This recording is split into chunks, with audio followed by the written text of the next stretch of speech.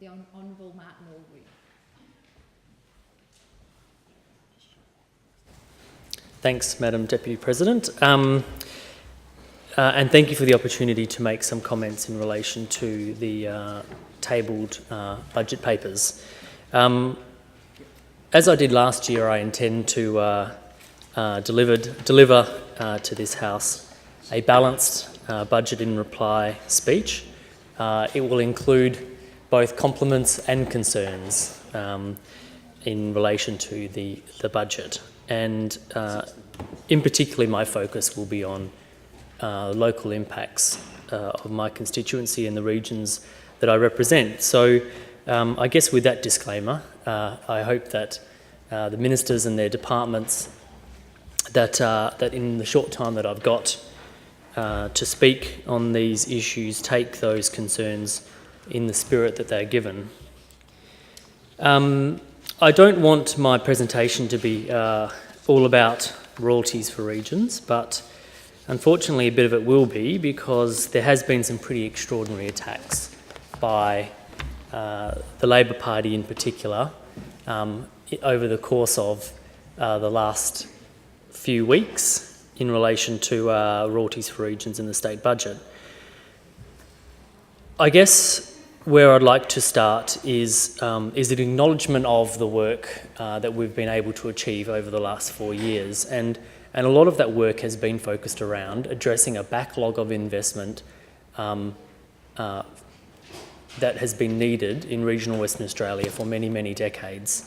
Almost report after report that you read talks about this infrastructure backlog and growing inequity in service provision in our regional communities.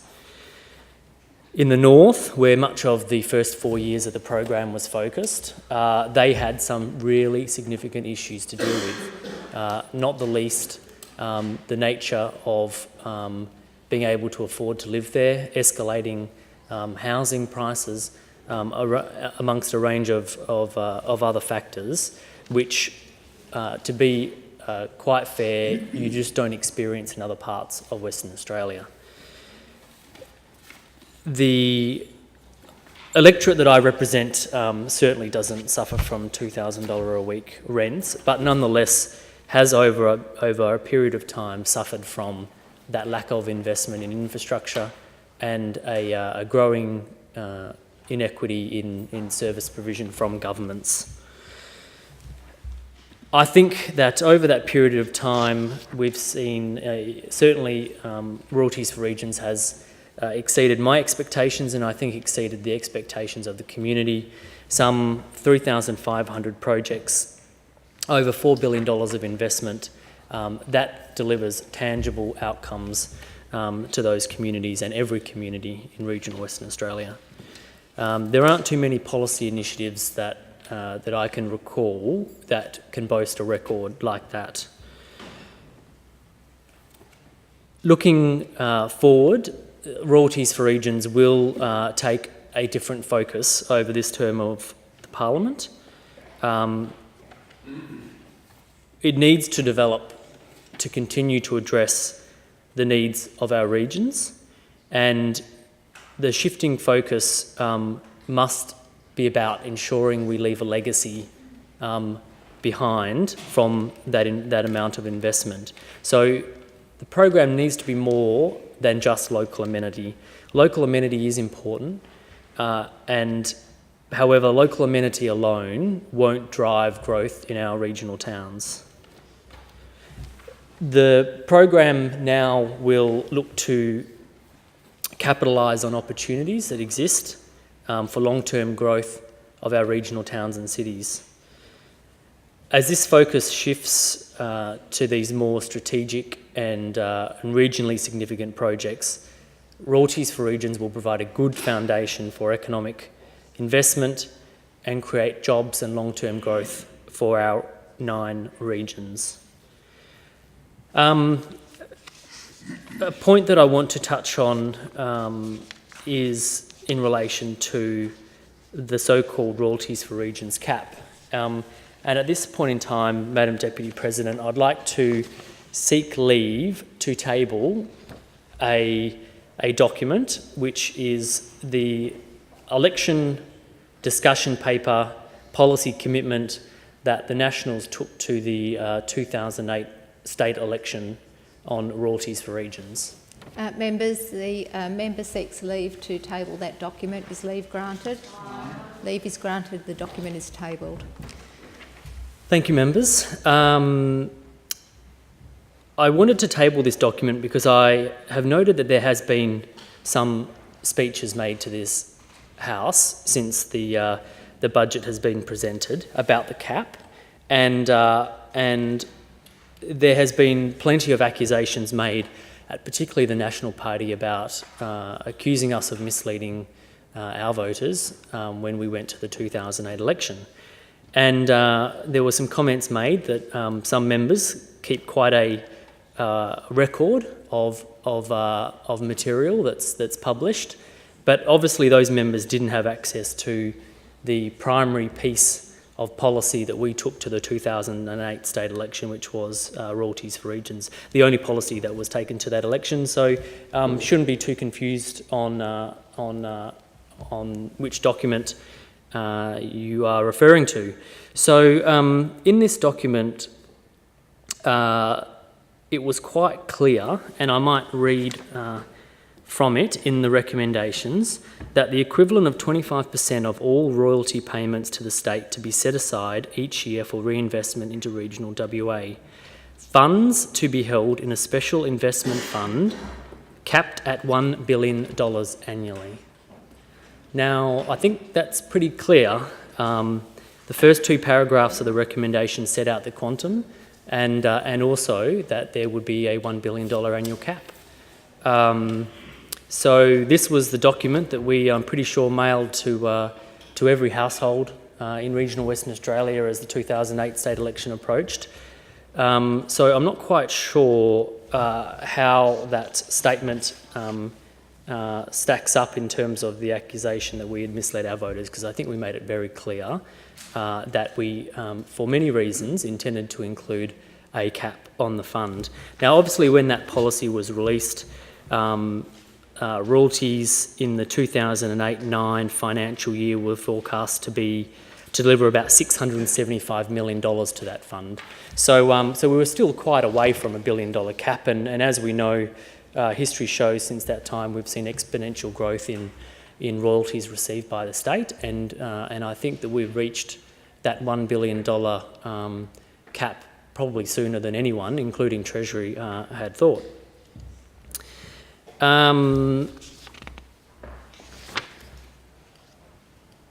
In the Royalties for Regions Act 2009, Section 8 also says this: the Treasurer is to ensure that the amount of money standing to the credit of the fund at any time does not exceed $1 billion. So I think this is where some members are getting confused. The Act reflects something that's different to what was in our policy. The Section 8 of the Royalties for Regions Act refers to a limit on the amount of the Royalties for Regions fund at any one time, whereas the policy that we took to the election was an annual cap on the amount of money in the Royalties for Regions fund of $1 billion a year. So I wasn't in this House when the legislation came in or was approved by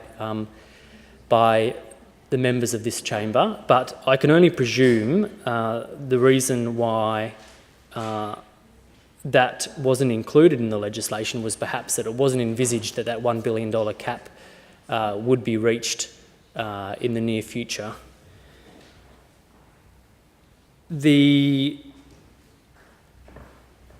Some interesting comments, which I can't let go without saying something on, following the state budget, came from the Honourable Leader of the Opposition, the Honourable Mark McGowan, where he said that royalties for regions is dead and buried. And I think that was actually the title of his media statement on the day of the state budget. I mean, I just can't... it's an incredibly stupid statement to make. And I just think that nobody in regional Western Australia paid any attention to what the Honourable Mark McGowan had to say, or took him seriously, because he was so far off the mark. And I wanted to have a look at the 2007-8 budget papers, which was the last budget paper that the then Labor government had approved by the Parliament. And budget paper 2, page 343, under the division Local Government and Regional Development. Further on in that division, on page 359, we've got details of controlled grants and subsidies. So in this section, and at that time of that budget being released, there was a big announcement of $80 million over 4 years to the Labor government's Regional Investment Fund. So even if you took a more generous approach to this and looked at all of the money that they had in that category, including financial support to local governments, regional development grant schemes and other metropolitan community programs, it didn't exceed $30 million in the budget year or the 3 years of the forward estimates. So I'm not quite sure if we're comparing a program delivering $1,000 million every year, what words you would use to describe a program delivering $80 million over 4 years.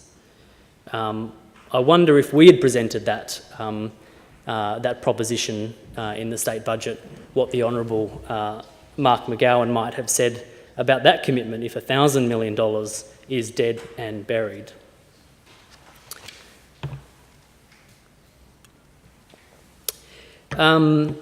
In my speech last year to this chamber about the state budget, I spoke at quite length about some of the initiatives. Many of them are our election commitments that were delivered in that first budget following the election, and I don't intend to go over all of those things today.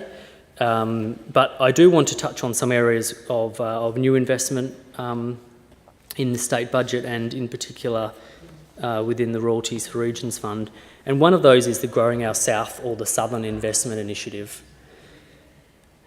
Since 2008, and in the first term of the Parliament, there have been a number of revitalisation or investment funds in many of our regions. In fact, I think in 5 of our 9 regions. This Growing Our South initiative will provide, over 5 years, $600 million into 4 regions, being the Wheatbelt, the Great Southern, the Peel and the Southwest regions.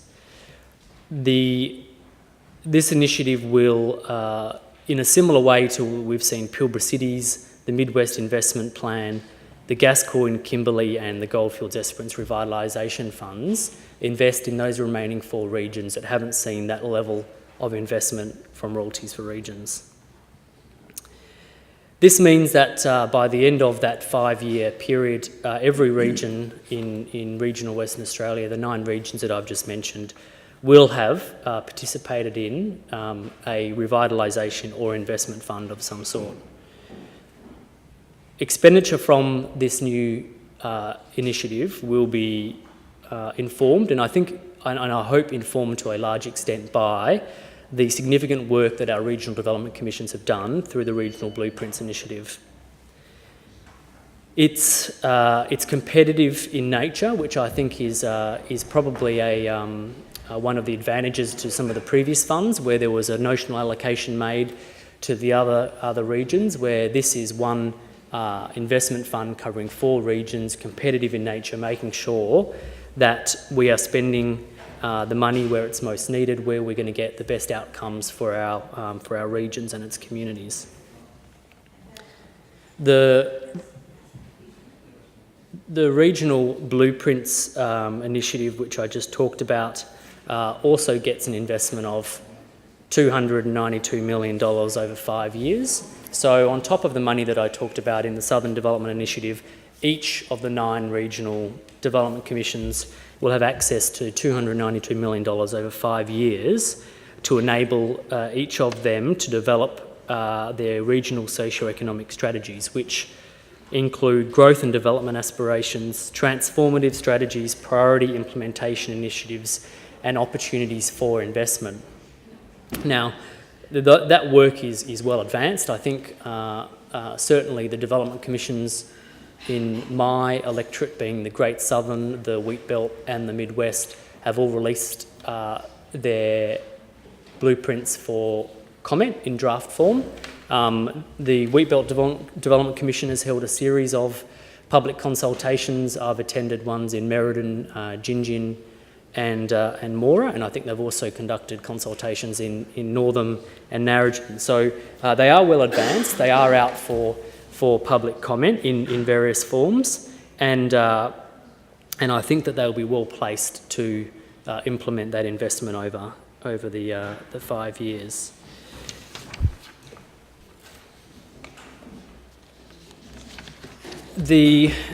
Probably the blueprint that I'm most familiar with is the Wheatbelt Development Commissions, having attended a number of their consultations, and it's very comprehensive, and it sets out exactly those 4 core planks of what they are aiming to achieve, to outline in each of the regional blueprints. In the Wheatbelt document, it set some specific targets. So, for example, population growth from 74,000 in 2013 to 180,000 by 2050.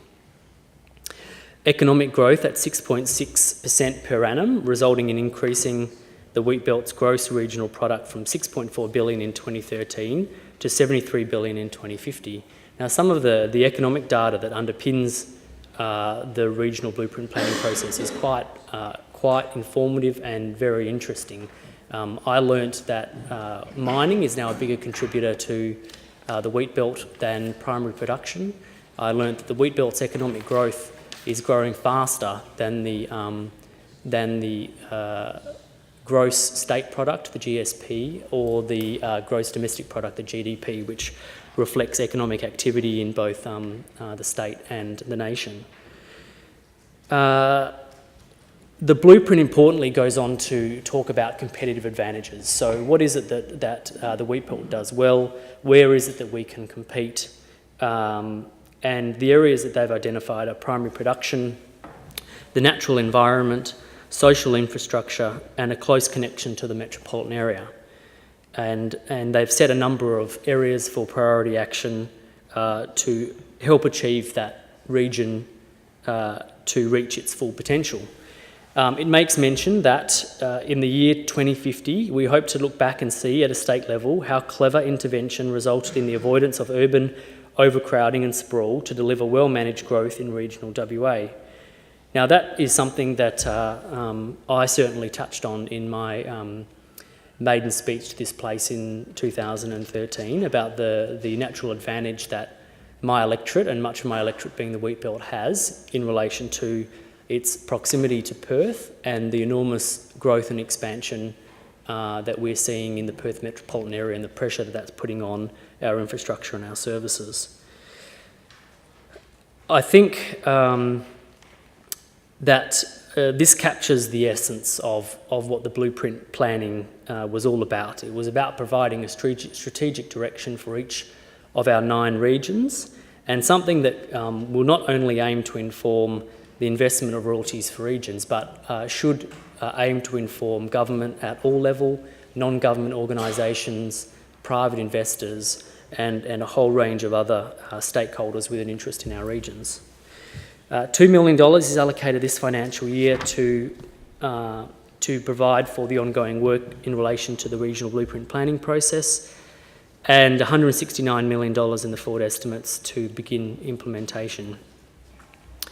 The $292 million that is available to the blueprint investment plan isn't intended to fund all of the areas for priority action in each of the blueprints.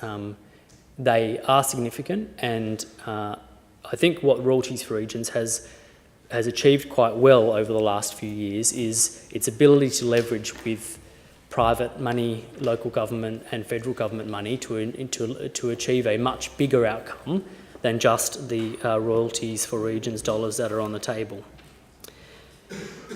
The blueprints will also inform the investment from the Southern Development Initiative, and I would hope also inform other state government decisions around investment. So there are a couple of the new statewide initiatives. A few of the things that I wanted to talk about that are either due to start this July or areas of most interest for me and my constituents. The volunteer fuel card is something that the Honourable Colin Holt and I have been doing a considerable amount of work on. $7 million allocated in the forward estimates to the emergency service volunteer fuel card.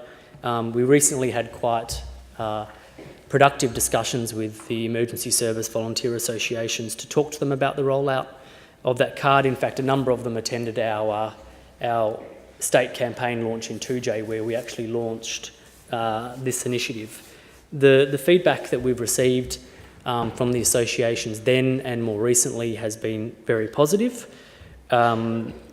We want to make it clear that this is about regional volunteers, because often our regional volunteers are the ones that carry a larger burden in terms of having to transport themselves, not only for operational matters, but for training and other administrative matters relating to the operation of their voluntary emergency services in comparison to their metropolitan cousins.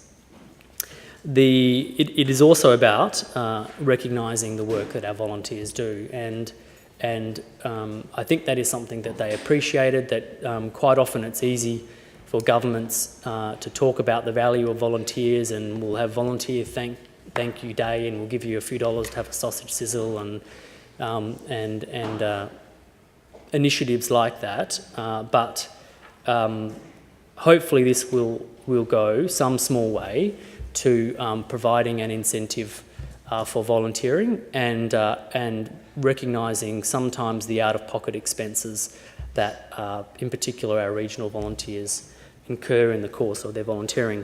Members, noting the time, I'll leave the chair until the ringing of the bell.